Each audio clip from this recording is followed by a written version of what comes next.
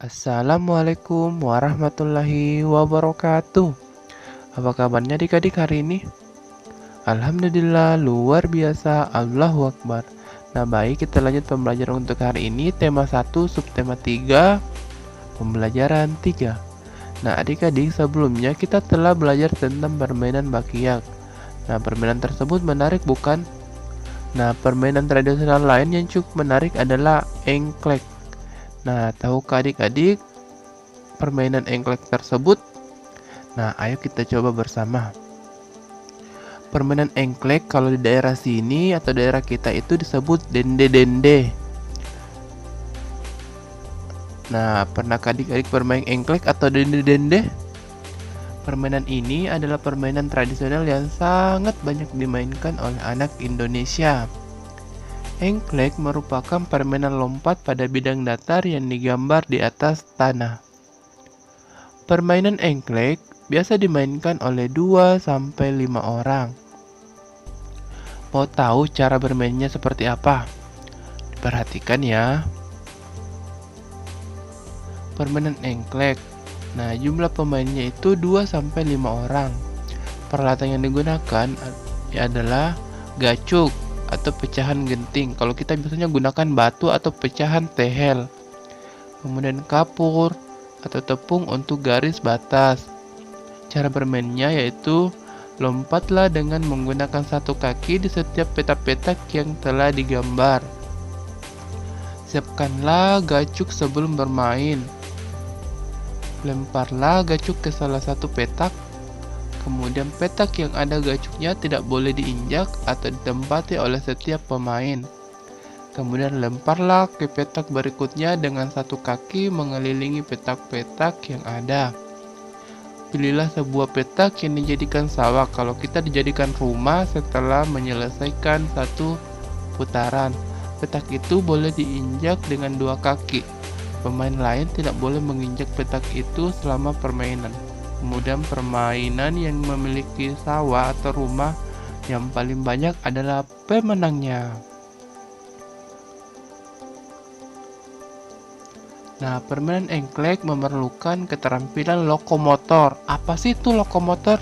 Nah, lokomotor adalah kemampuan untuk melakukan gerakan anggota tubuh sehingga seluruh tubuh berpindah tempat. Keterampilan lokomotor sangat penting untuk mengukur kemampuan motorikmu. Nah, beberapa keterampilan lokomotor dasar yang perlu adik-adik kuasai. Yang pertama, berjalan. Kemudian berlari dan melompat. Selain permainan engklek, bangsa Indonesia juga mempunyai banyak permainan yang diwariskan secara turun-temurun. Mari kita cari tahu lebih jauh tentang budaya pahambo batu atau lompat batu yang biasa dilakukan oleh masyarakat Nias.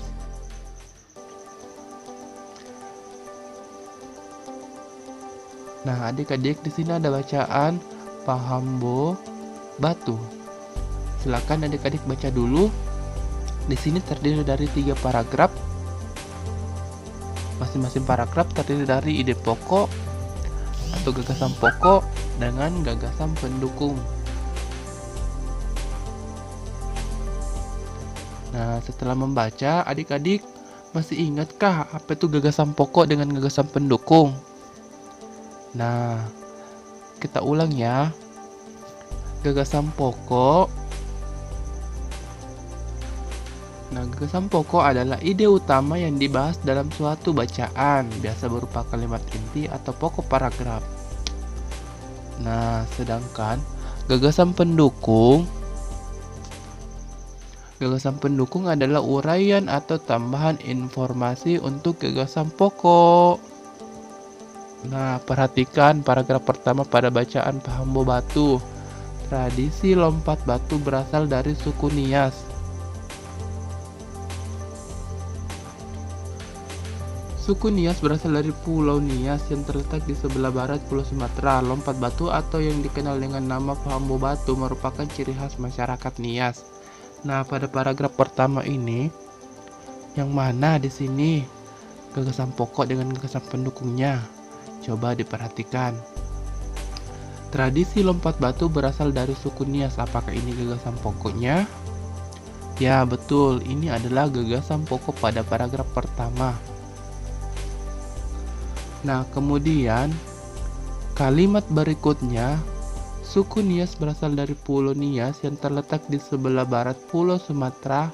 Lompat batu atau yang dikenal dengan nama Pahambo Batu merupakan ciri khas masyarakat Nias, merupakan gagasan pendukung. Kenapa disebut gagasan pendukung? Karena dia menguraikan atau menjelaskan kalimat pertama pada paragraf ini. Kemudian kita lanjut. Pada bacaan ini kita telah menentukan di paragraf 1 gagasan pokok dengan gagasan pendukungnya. Nah, silakan adik-adik tentukan gagasan pokok dengan gagasan pendukung pada paragraf 2 dengan paragraf 3. Dibuatkan seperti tabel ini. Oke, baik, kita lanjut. Sungguh kaya budaya Indonesia. Sebagai anak Indonesia, kita harus bersyukur dengan kekayaan ini. Kita dapat mencicipi makanan beragam, permainan tradisional yang berbeda, dan tentunya mengenal kebiasaan-kebiasaan berbeda. Banyak hal yang kita bisa pelajari dari keanekaragaman itu.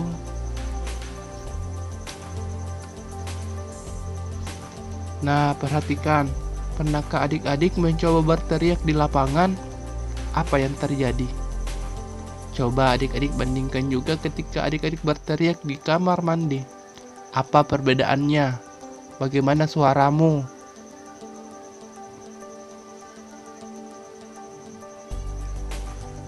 Nah, kita bisa menemui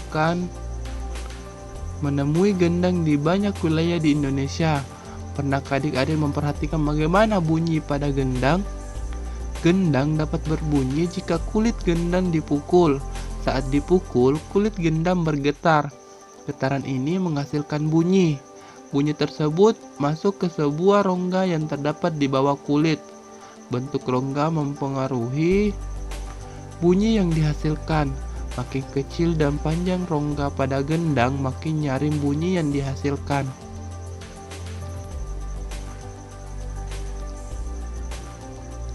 Nah, ibaratkan sebuah kelereng yang kita lempar ke dinding yang keras akan mengalami pemantulan. Demikian juga dengan bunyi. Nah, apa yang akan terjadi kepada kelereng tersebut ketika kita lemparkan ke sebuah pembatas atau kita misalkan sebuah dinding? Apa yang akan terjadi kepada kelereng tersebut? Oke, baik, perhatikan, kita lemparkan. Iya, kelereng tersebut akan memantul. Nah, bunyi juga dapat memantul jika dalam penembatannya dihalangi oleh benda yang permukaannya keras, seperti kayu, kaca, dinding, atau besi. Nah, bunyi itu memiliki macam-macam bunyi pantul. Yang pertama, gaung atau kerdam.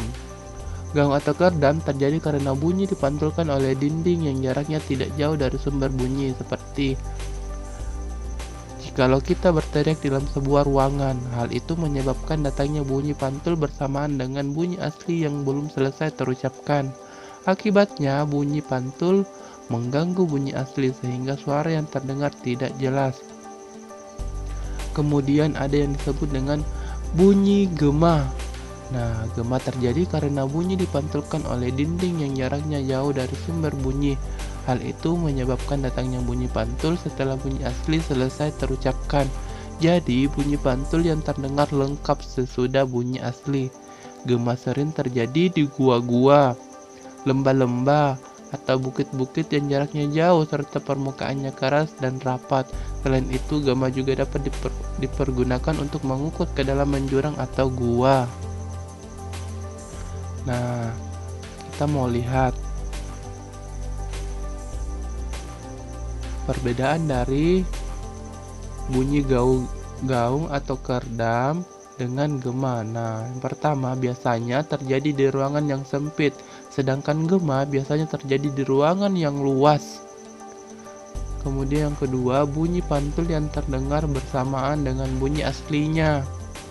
Kemudian kalau gema, bunyi pantul yang terdengar beberapa saat setelah bunyi aslinya. Baik.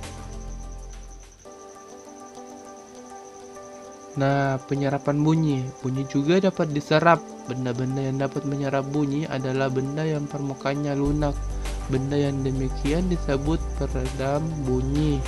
Misalnya karpet, goni, kertas, kain, busa, dan wol.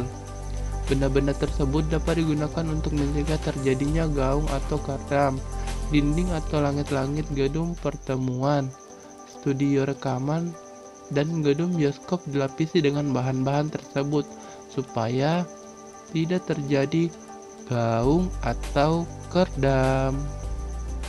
Oke, baik, sampai di sini untuk pembelajaran kita. Kesimpulan untuk hari ini, yang pertama, kita telah memahami variasi gerak dasar, lokomotor, dan permainan tradisional.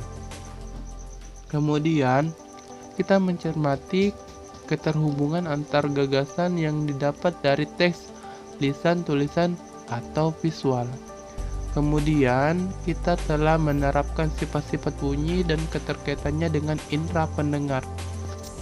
Nah, tugas hari ini yang pertama tadi kita menentukan gagasan pokok dengan gagasan pendukung, kemudian dilanjut 3 soal ini, ditulis di buku tematiknya, kemudian kirim ke Bapak. Baik, Assalamualaikum warahmatullahi wabarakatuh.